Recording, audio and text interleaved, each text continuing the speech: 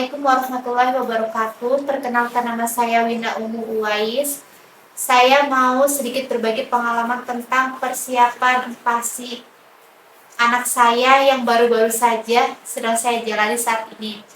Kira-kira apa aja sih persiapannya? Yang low budget banget seperti apa? Sebelumnya jangan lupa subscribe, like, comment, and share. Dan jangan lupa juga tekan tombol notifikasinya untuk melihat video-video terbaru dari kami. Oke, kira-kira apa aja sih alat-alatnya, bahan-bahannya yang low budget banget? Yang pertama, alat memasak bubur. Sebenarnya pasti itu mudah, murah, dan gampang. Semua alat-alat yang ada di rumah kita, yang ada di dapur, semuanya bisa dipakai. Alat untuk membuat bubur, contohnya apa? Bisa pakai panci, bisa pakai wajan, bisa pakai rantang besi. Terus alat untuk melembutkan makanannya apa? Kalau aku pakai blender, tapi kalau misalnya nggak punya, nggak apa-apa sih, kita bisa pakai saringan. Saringan teh, tahu kan seperti apa? Seperti ini. Saringannya kecil ya. Aku pakai saringan ini, kadang-kadang pakai blender, soalnya Wise kan kadang masih suka naik turun tekstur, kadang nggak mau pakai blender, kadang maunya pakai saringan, kadang maunya nggak mau pakai saringan, maunya pakai blender. Kadang-kadang aku juga campur antara yang di blender sama yang disaring kayak gitu. Kalau bisa saringannya yang seperti ini, yang besi ya, jangan yang plastik. Kenapa? Soalnya akhir-akhir pas kita sedang saring menyaring buburnya itu, kadang-kadang akhir-akhirnya itu kan ada ampas, ada sisa-sisa gitu, kita suka tekan-tekan gitu kan. Kalau misalnya kita pakai saringan plastik takutnya jebol, jadi lebih baik pakai saringan ini, insya Allah awet dan tahan lama. Selanjutnya tempat makan. Tempat makannya apa sih? Mesti nggak sih kita harus punya tempat makannya khusus untuk bayi? Boleh-boleh aja, silahkan. Aku juga punya. Tapi aku punya sih sebenarnya tempat makan khusus buat bayi. Tapi nggak tahu sendoknya pada kemana. Kayaknya dimakan sama tikus kali ya. Soalnya lagi musim tikus banget. Terus Wise gimana dong makannya, Bun? Wise makannya sama kayak saya, pakai mangkok besar, kadang pakai piring, sendoknya juga sendok orang dewasa. Ya seadanya aja lah di rumah ya. Soalnya aku belum sempat ke pasar buat beli sendok kecil, jadi ya seadanya aja. Kayak gitu. Terus tempat penyimpanan makanannya apa, Bun? Kalau aku pakai ini. Aku pakai ini. Tempat penyimpanan makanannya untuk makan siang sama sore aku simpen di sini. Kadang-kadang kalau ada makanan sisa hari ini buat kemarin aku juga simpen di sini. Kadang-kadang apa aja ini serba guna banget ya, bisa dipakai buat apa aja. Ini harganya murah banget, cuma 500 perak. Cuman aku nggak tahu di tempat lain ini harganya berapa. Untuk alat menghangatkan makanannya apa, Bun, yang low budget banget? Ini gampang banget. Di rumah kita punya kukusan kan, kita bisa kok pakai kukusan yang meskipun besar banget itu bisa dipakai. Tapi buat aku kadang pakai wajan, kadang juga pakai panci kecil yang di atasnya di yang di atasnya itu disimpan pakai kukusan yang bolong-bolong gitu loh.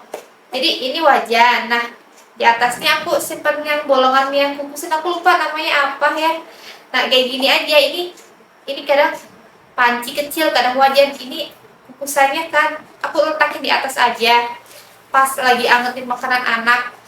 Tapi gak perlu ditutup. Kenapa? Soalnya kalau kita tutup ya saat menghangatkan makanan anak, takutnya terlalu panas gitu kan kasihan anak kita udah kelaparan banget, harus nunggu lama lagi. Setelah menghangatkan harus nunggu lama lagi, nunggu adem dulu, nunggu dingin dulu kan kasihan ya. Jadi lebih baik kita buka aja sambil kita aduk-aduk, sambil kita rasa-rasain di tangan udah anget apa belum gitu kan. Kalau misalnya udah setengah anget kita ambil, Gak perlulah sampai meletup gitu kan, itu nggak perlu. Selanjutnya seleber. Tahu kan seleber? Yang biasa diikat di leher anak biar nggak belepotan gitu makannya, tahu kan? Apa mesti harus beli punya seleber? Kalau misalnya, kalau aku pribadi aku cuma pakai popok aja selebernya. Kalau misalnya nggak punya popok, bisa pakai kain di rumah kita, baju kita udah nggak kepake, kita bisa potong-potong menyesuaikan untuk membuat popok bayi atau seleber buat makan anak kayak gitu kan.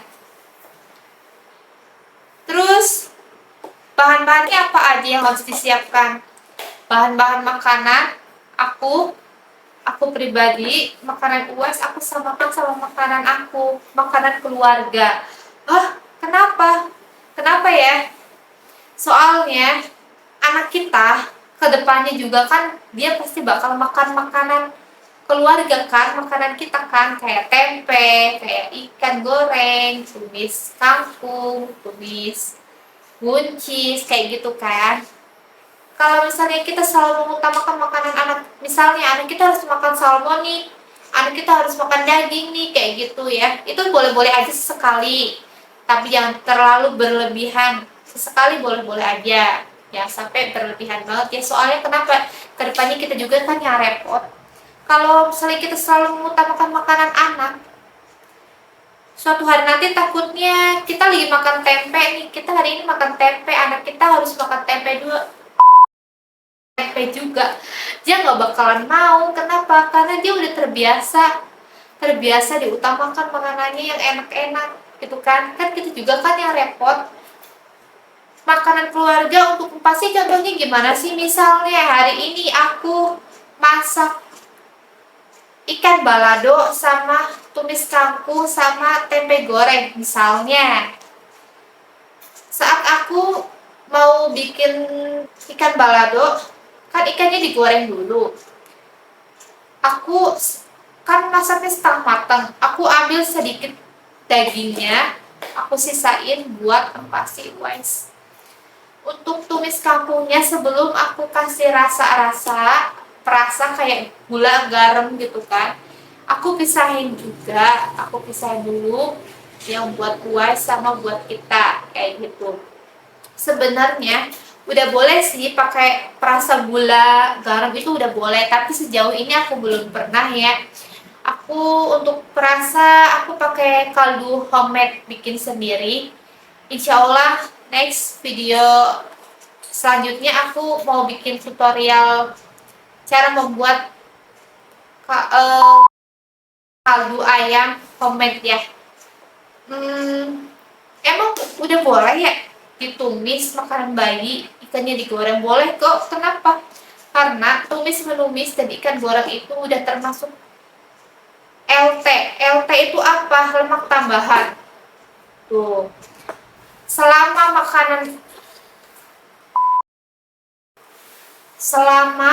makanan keluarga 4 bintang itu oke-oke aja, kasih-kasih aja untuk anak kita sebagai empasi.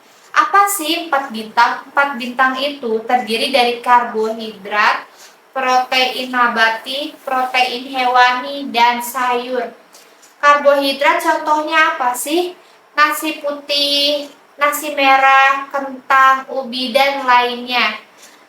Protein hewani, bisa ikan, bisa ayam, bisa juga daging dan lainnya. Protein nabati, bisa tempe, bisa tahu, dan kacang-kacangan. Sayur, bisa bayam, bisa kol, bisa sawi, bisa kangkung, dan lainnya.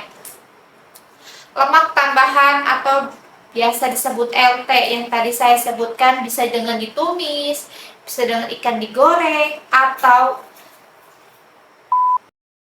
langsung kita tumpahin ke makan anak kita kayak gitu. Jadi gimana? Pasti mudah kan bun? Insya Allah mudah ya. Pasti itu mudah, gampang, dan murah. Oke, sekian saja sharing dari saya. Mudah-mudahan bermanfaat. Kurang lebihnya mohon maaf. Semoga anak-anak kita selalu diberi kesehatan. Amin, amin. Assalamualaikum warahmatullahi wabarakatuh.